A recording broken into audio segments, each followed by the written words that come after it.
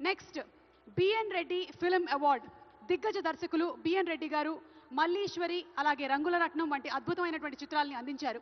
ఆయన దర్శకత్వం వహించినటువంటి రంగుల రత్నం ఉత్తమ తెలుగు చిత్రంగా జాతీయ పురస్కారాన్ని కూడా గెలుచుకుంది. అంతేకాకుండా ఆయన దాదాసాహెబ్ ఫాల్కే అవార్డుని అందుకున్న తొలి దక్షిణాది సినీ ప్రముఖుడు. మరి ఈ అవార్డుని అందుకోవడానికి వేదికపైకి రావాల్సిందిగా శ్రీ సుకుమార్ గారిని కోరుకుంటూ ఉన్నాము. బిఎన్ రెడ్డి గారి పేరిట స్థాపించబడినటువంటి తెలంగాణ గద్దర్ ఫిల్మ్ అవార్డ్స్లోని ఈ అవార్డుని ఈసారి మన డైరెక్టర్ సుకుమార్ గారు అందుకుంటున్నారు.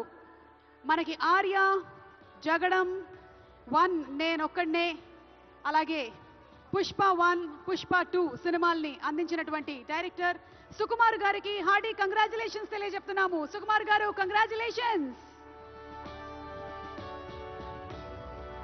అద్భుతమైనటువంటి సినీ యూనివర్సిటీ ఆయన. అసలు తెలుగు బాక్స్ ఆఫీస్ లెక్కల్ని మార్చినటువంటి లెక్కల మాస్టారు సుకుమార్ గారు. సుకుమార్ గారికి కంగ్రాచులేషన్స్ తెలియజెప్తూ ఉన్నాము.